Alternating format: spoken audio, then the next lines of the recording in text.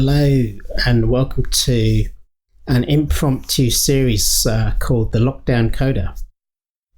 This is a completely unscripted 10 minutes a day, keeps the bugs away, new series on coding, and we will be running it for the full extent of the joyful lockdown that we're experiencing in Sydney right now in 2021, because we're not fully vaccinated, but I got my first one today, which is great. So we'll be doing a bit of JavaScript, maybe starting from the beginning, but really I'm going to just do any random thing. So if you are into coding at all, if you're beginning, it might be a good thing to look at. If you want a break for 10 minutes, to look at more stuff online. Yeah, great idea. Have a look, have a listen. So I'm kind of running out of time now. I said it was 10 minutes. So let's get going. So what you need to do is open up a browser.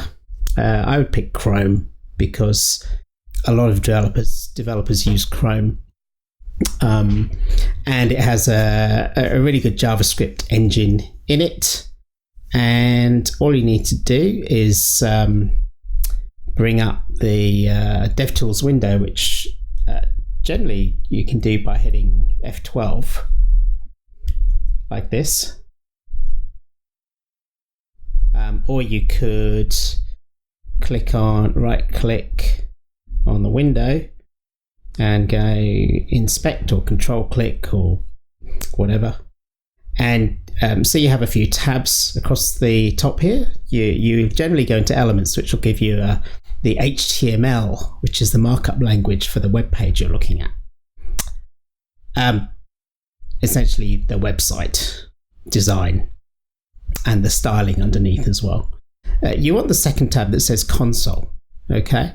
And we also want, yours might look like this. It might say default levels. But the thing is, you're going to get all these errors and warnings come up here. So change that by deselecting errors, warnings, maybe just leave info, and probably put them back afterwards, because if you do get errors with websites when you go to them, they come up here.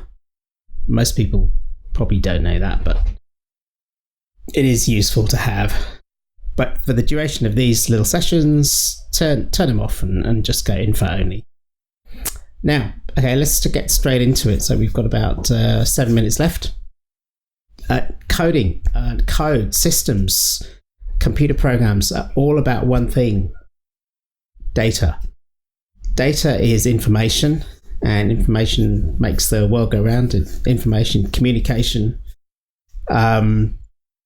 information is flowing everywhere. The information superhighway. I'm completely rambling, aren't I?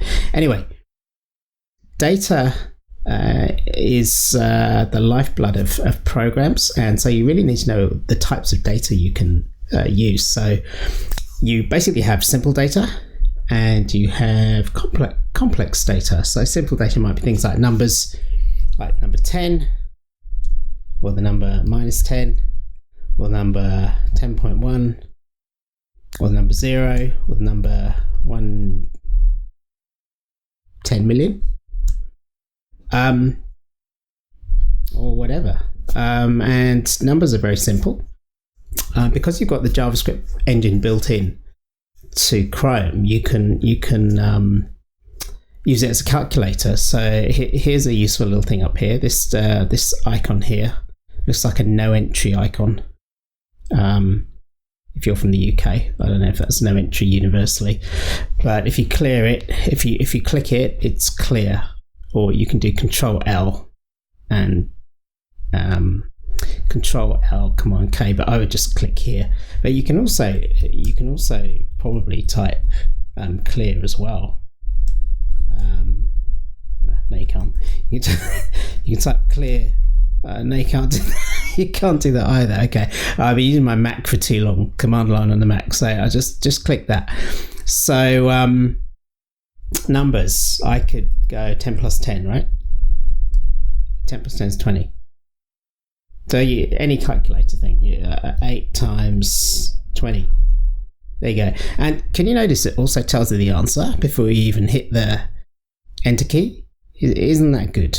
It didn't used to do that a few years ago, so it's pretty useful when you're developing websites and stuff like that, to actually run stuff.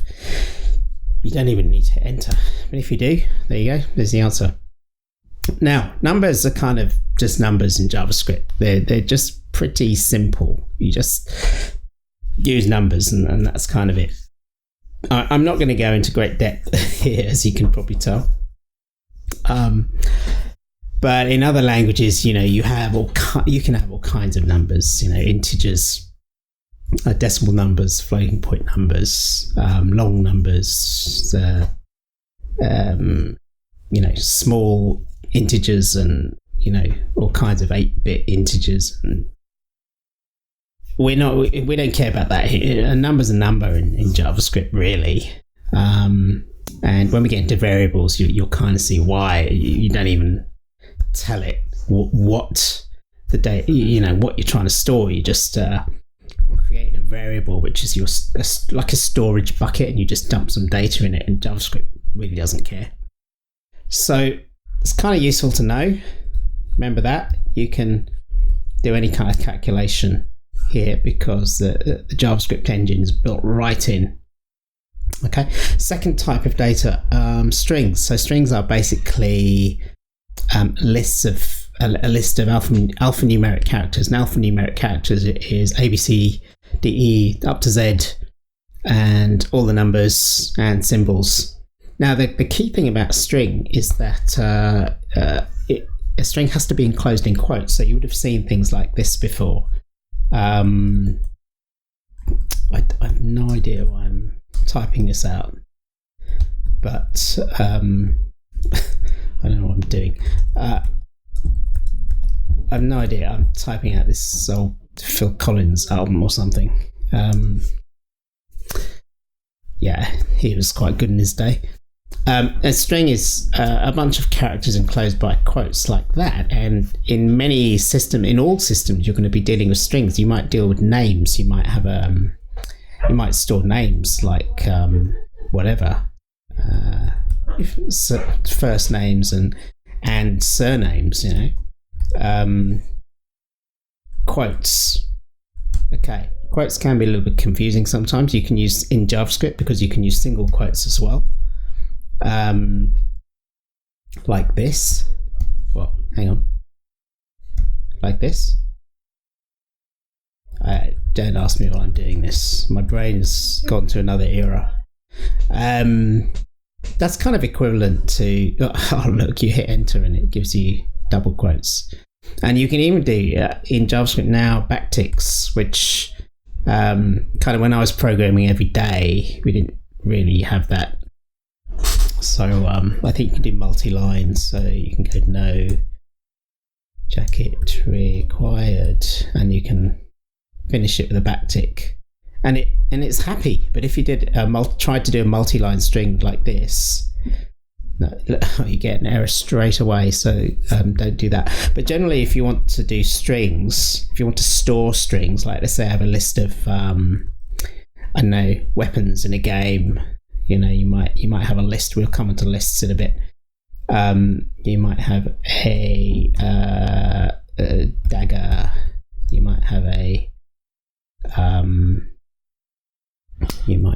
hammer. This is getting very violent, isn't it? You might have a gun. Yeah, scratch that. Anyway, you'd store them in strings.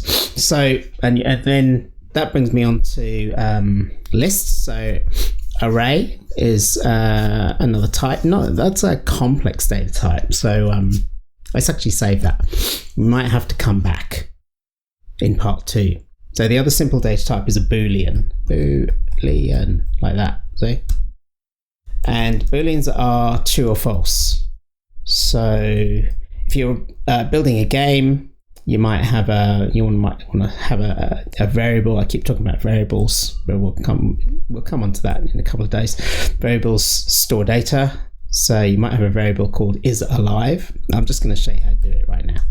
Is alive. Use var, and you can set it to a Boolean. So is the live is true, and when your player gets killed, it's false. So true or false. Makes things very simple. So if you have like a switch is on or off. Booleans are true or false, on or off, yes or no, 0 or 1, binary, all that kind of stuff. And complex data types, I think we'll come onto that tomorrow. Complex data types are basically lists of things and objects, and the wonderful thing about complex data types is you can model anything. You can literally model the whole universe in JavaScript. It might run a bit slow, but seriously, you can theoretically model anything with objects, and they're much more exciting. So we'll come on to that tomorrow.